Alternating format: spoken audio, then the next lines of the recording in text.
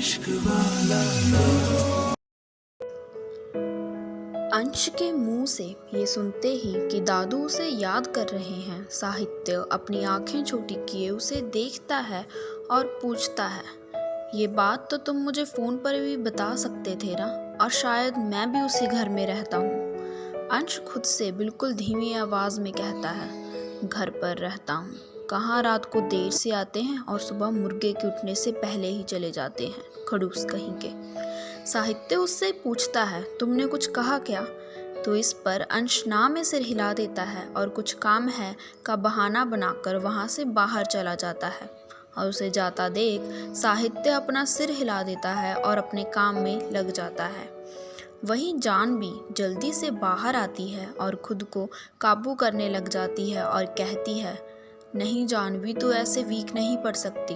अगर उस राक्षस के सामने तू डर गई तो उसका शक और गहरा हो जाएगा। तुझे स्ट्रांग बनना होगा और आगे से ध्यान भी रखना होगा कि तू हर काम ठीक तरीके से करे। पर कैसे? जिस काम का मुझे कोई अता पता ही नहीं है वो मैं कैसे करूँगी?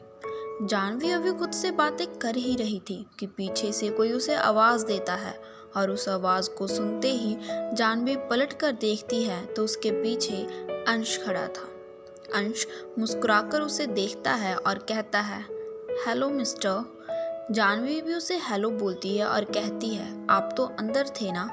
अंश कहता है, हाँ, और जिसके पास से अभी तुम बचकर आई हो ना, वो मेरा भाई है। मुझे पता है कि वो आपको डांट रहे थे और थोड़े बहुत खड़ूस भी हैं, पर दिल के सच में बहुत अच्छे हैं। अगर एक बार वो किसी पर पूरे मन से भरोसा कर ले तो कभी उसका साथ नहीं छोड़ते, और उनका ट्रस्ट जीतने के लिए आपको बहुत मेहनत करनी पड़ेगी। जानवी अपनी जेहान वाली आवाज़ में कहती है, हाँ, वो मैंने कुछ गलत काम कर लिया था, इसलिए सर मुझे डांट लगा रहे थे, पर मैं अब सब संभाल लूँगा। पर एक बात पूछनी थी, क्या आप मुझे ये सब क्यों कह रहे हो? अंश हल्का मुस्कुरा देता है और कहता है, आप मुझे बहुत अच्छे लगे, एकदम गोलू मोलू से। बस ऐसे ही मन किया कि आपसे कुछ बात कर लूँ तो आ गया। जानवी बनी जेहान मुस्कुरा देता है और अंश कुछ देर ऐसे ही उससे बातें करता है और फिर वहाँ से चला जाता है। और वहीं जानवी अपना मोबाइल फ़ोन खोले इंटरनेट से कुछ देखने लग जाती है। रात के तकरीबन 8 बज रहे थे और सभी ऑफिस से घर जाने के लिए निकल गए थे। वहाँ पर अकेली जानवी ही रह गई थी। अमन ने उससे घर जाने के लिए पूछा था, पर वो ओवर टाइम करने के लिए यहाँ रुक गई थी। वहीं साहित्य भी अभी अपने कैबिन में ही था और वो घर नहीं गया था और अपना काम कर रहा था। कुछ देर बाद साहित्य अपने कैबिन से घर जाने के लिए निकलता है, तभी उसे जेहान अपने डेस्क पर बैठा दिखाई देता है। वो एक नज़र उसे देखता है और फिर वहाँ से चला जाता है। रात के 11 बज रहे थे जब साहित्य ओबरॉय मैंशन में पहुंच चुका था। मैंशन की सारी लाइट्स बंद थी और बिल्कुल धीमी सी रोशनी चारों ओर फैली हुई थी। साहित्य सीधा अपने कमरे की ओर चल देता है, तभी कोई पीछे से उसे आवाज़ लगाता है और ये आवाज़ सुनते ही साहित्य के कदम अपनी जगह पर रुक जाते हैं और वो पीछे पलटता है और उस ओर चल देता है। वहीं डाइनिंग टेबल पर दादाजी के साथ अंश बैठा हुआ था और साहित्य का ही इंतज़ार कर रहा था।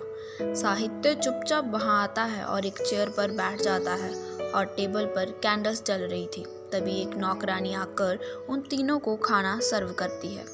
उन तीनों में से कोई किसी से बात नहीं करता और तीनों अपना खाना खाने लग जाते हैं। लगभग 5 मिनट बाद दादाजी अपना गला साफ करते हुए कहते हैं, साहित्य, आजकल तुम अपना बिल्कुल ध्यान नहीं रख रहे हो। अंश ने बताया मुझे कि आजकल तुम्हारा गुस्सा कुछ ज़्यादा ही बढ़ गया है। क्या मैं कारण जान सकता हूँ? साहित्य अंश को घूरता है तो अंश अपनी नज़रें घुमा लेता है और अपनी खाना खाने लग जाता है। साहित्य पानी का एक घूंट भरता है और कहता है, कुछ नहीं दादाजी, मैं बिल्कुल ठीक हूँ, और वो तो बस ऑफिस का कुछ काम था तो थोड़ा गुस्सा आ गया। दादाजी अपना सिर हिला देते हैं और कहते हैं, साहित्य, इतना गुस्सा सेहत के लिए बिल्कुल अच्छा नहीं है। और एक बात, मैंने आज तुम्हें मुझसे मिलने के लिए कहा था, तो मुझसे मिले बिना कहाँ जा रहे थे? साहित्य दादाजी की ओर देखता है और कहता है, हाँ, वो बताया था अंश ने, मैं भूल गया।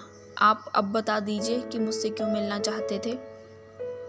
दादाजी एक नज़र पास में बैठे अंश को देखते हैं और फिर कहना शुरू करते हैं, वो हम ये कहना चाहते थे कि अब आप 28 साल के हो गए हो, तो अब आपकी भी कुछ ज़रूरतें हैं, तो क्या आप शादी कर सकते हैं। दादाजी की बात सुन अंश को खांसी आ जाती है और वो पानी पीने लग जाता है। और वहीं साहित्य हैरानी से दादाजी को देख रहा था और फिर वो कहता है, मुझे कोई शादी वादी नहीं करनी, बेहतर होगा कि आप आगे से इस बारे में कोई बात ना ही करें। ये कहकर साहित्य वहाँ से उठता है और अपने कमरे में चला जाता है। अंश जाते हुए साहित्य को ही देख रहा था और फिर वो दादाजी की तरफ देखता है और कहता है, दादू आप यही बात करना चाहते थे। आपको पता तो है भाई कभी नहीं मानेंगे और मुझे तो लगता है कि मेरे बच्चे भी इस दुनिया में आ जाएंगे, पर भाई सिंगल ही रहेंगे। दादाजी अंश को घूरते हैं और कहते हैं, जब तक साहित्य की शादी नहीं हो जाती ना, तब तक अपने बच्चों के बारे में तो क्या गर्लफ्रेंड बनाने के बारे में भी सोचना नहीं। ये कहकर दादाजी वहाँ से चले जाते हैं और अंश आंखें फाड़े उन्हें जाते हुए देखता रहता है और कहता है, ये क्या बात हुई, अगर भाई ने कभी शादी की ही नहीं तो मेरा क्या होगा। अंश अपना सिर झटकता है और खाना छोड़ सीधा साहित्य के कमरे की ओर भाग जाता है। वहीं उसी समय दूसरी तरफ जानवी ऑफिस से घर आ चुकी थी और घर आने से पहले वो हॉस्पिटल में दादी से मिलकर आई थी और वो अपना गेटअप बदलना बिल्कुल नहीं भूली थी। जानवी अपने कमरे में जाती है और बेड पर लेट जाती है और खुद से कहती है, आज तो बहुत थक गई और भूख भी लग रही है, चलो पहले चलकर कुछ खा लेती हूँ। अब तक तो सब सो चुके होंगे तो कोई घर के अंदर जाने के लिए कुछ कहेगा भी नहीं। ये कहकर जानवी वहाँ से छुपते हुए घर के अंदर चली जाती है और किचन में जाकर कुछ खाने के लिए ढूंढने लग जाती है। जानवी ने सबसे पहले गैस पर रखे एक बर्तन को खोलकर देखा, उसमें कुछ भी नहीं था, वो पूरा खाली था। फिर जानवी फ्रिज खोलकर देखती है तो वहाँ पर भी खाने के लिए कुछ नहीं था। जानवी निराश होकर खुद से कहती है, ये क्या, यहाँ पर तो कुछ भी नहीं है, अब मैं क्या खाऊंगी, भूख भी बहुत लग रही है, और अगर बनाने बैठी तो मामी जी उठ गई तो। जानवी अपने आसपास देखने लग जाती है और सारे ड्रॉअर खोलने लग जाती है और आखिरकार उसे एक बिस्कुट का आधा खाया हुआ पैकेट मिल जाता है और जानवी खुशी से उसे ले लेती है और अपने कमरे की ओर चल देती है और उन्हें खाकर ही बिस्तर पर लेट जाती है और थके होने के कारण उसे जल्दी ही नींद आ जाती है। सुबह का समय था जब जानवी जल्दी से उठती है और तैयार होकर हॉस्पिटल जाने के लिए निकल जाती है और साथ में अपना सामान भी ले लेती है ताकि वहां से सीधा ऑफिस चली जाए। जब वो घर से जाने के लिए निकलने ही वाली होती है कि निर्मला पीछे से उसे आवाज़ देती है। जानवी पलट कर उसकी ओर देखती है तो निर्मला उससे कहती है, कहाँ चल दी इतनी सुबह सुबह। जानवी निर्मला की ओर देखती है और कहती है, वो मामी जी दादी से मिलने जा रही थी। निर्मला हाँ में से हिलाती है और कहती है, रात को घर जा तो जल्दी आ जाया करो वरना मत ही आया करो, आज से ठीक 9 बजे मैं दरवाज़ा बंद कर दूंगी, समझी। ये कहकर निर्मला वहाँ से चली जाती है और जानवी खुद से कहती है, 9 बजे तक कैसे आ पाऊंगी, मुझे ओवर टाइम भी तो करना होता है ना। यही सब सोचते हुए जानवी वहाँ से जाने के लिए पलटती है कि उसे सामने से मिशा और निखिल आते हुए दिखाई देते हैं जो एक दूसरे के साथ हंस हंस कर बातें कर रहे थे। जानवी उन्हें हेलो बोलने ही वाली होती है कि वो दोनों उसके पास से गुजरकर घर के अंदर चले जाते हैं और जानवी अपना सिर हिला देती है और फिर वहाँ से चली जाती है। हॉस्पिटल में जानवी दादी के कमरे में जाती है तो दादी जाग उठती हैं और जानवी को देख वो हल्का मुस्कुरा देती हैं, फिर उसे अपने पास बैठने का इशारा करती हैं। जानवी मुस्कुराकर दादी के पास बैठ जाती है और उनसे पूछती है, अब आपकी तबीयत कैसी है दादी।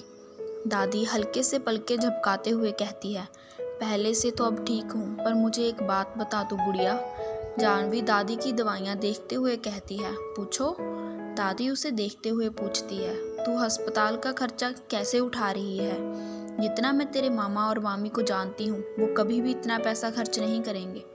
जानवी दादी से नज़रें चुराते हुए कहती है, ओहो दादी, कल आपको बताया तो था कि मामा जी सारा खर्च उठा रहे हैं। मुझे लगता है कि आपको भूलने की बीमारी हो गई है, डॉक्टर से बात तो करनी ही पड़ेगी। दादी हल्का हंस देती है और कहती है, ठीक है मेरी गुड़िया, मान ली तेरी बात। जानवी भी इस बात पर मुस्कुरा देती है और कुछ देर दादी के साथ रुकने के बाद ऑफिस के लिए निकल जाती है। वहीं साहित्य अपने कैबिन में था और अंश उसके साथ ही था। उसने कल रात से ही साहित्य की जान खा रखी थी और वो बार बार उसे शादी करने के लिए मना रहा था। साहित्य एक ही बात बार बार कहे जाने से तंग आ चुका था और अब उसका मन कर रहा था कि इस जिद्दी लड़के को उठाकर कहीं बाहर फेंक दे, पर वो ऐसा कर नहीं पा रहा था। आखिर वो उसका इकलौता छोटा भाई जो था। अंश जाकर साहित्य की गोद में बैठ जाता है और उसका चेहरा अपने हाथों में लेते हुए कहता है, अरे भाई मान जाओ ना शादी के लिए। आपका क्या जाता है, मुझे एक प्यारी सी अच्छी वाली भाभी मिल जाएगी और दादाजी को उनकी बहू, और अगर आपने चाहा तो मैं जल्दी ही चाचू भी बन जाऊंगा। साहित्य अंश को खा जाने वाली नज़रों से देखता है और कहता है, पहली बात मेरी गोद से उठो, और ये क्या हरकत है, अब तुम बच्चे नहीं हो, घोड़े जितने बड़े हो चुके हो अंश, और क्या शादी शादी लगा कर रखा है। अगर तुमने एक बार और ऐसा कुछ कहा ना तो मैं तुम्हें ऐसी जगह भेजूंगा कि तुम वहाँ से वापस नहीं आ पाओगे, समझे, और अब निकलो यहाँ से। अंश वैसे ही बैठा रहता है और साहित्य को घूरते हुए कहता है, भाई कुछ भी हो जाए आपको शादी तो करनी ही पड़ेगी, और एक बात, आज आपके लिए एक बड़ा वाला सरप्राइज है, तैयार रहिएगा और समय से घर आ जाना। ये कहकर अंश वहाँ से उठता है और बाहर चला जाता है और उसके जाते ही साहित्य अपना सिर हिला देता है और खुद से कहता है, कौन सा नमूना भर दिया मेरी ज़िंदगी में, पता नहीं अब आगे क्या क्या देखने को मिलेगा, और ये अभी तक ये जेहान क्यों नहीं आया। ये कहकर वो किसी को फ़ोन लगाने ही वाला होता है कि उसके कैबिन का दरवाज़ा नॉक होता है।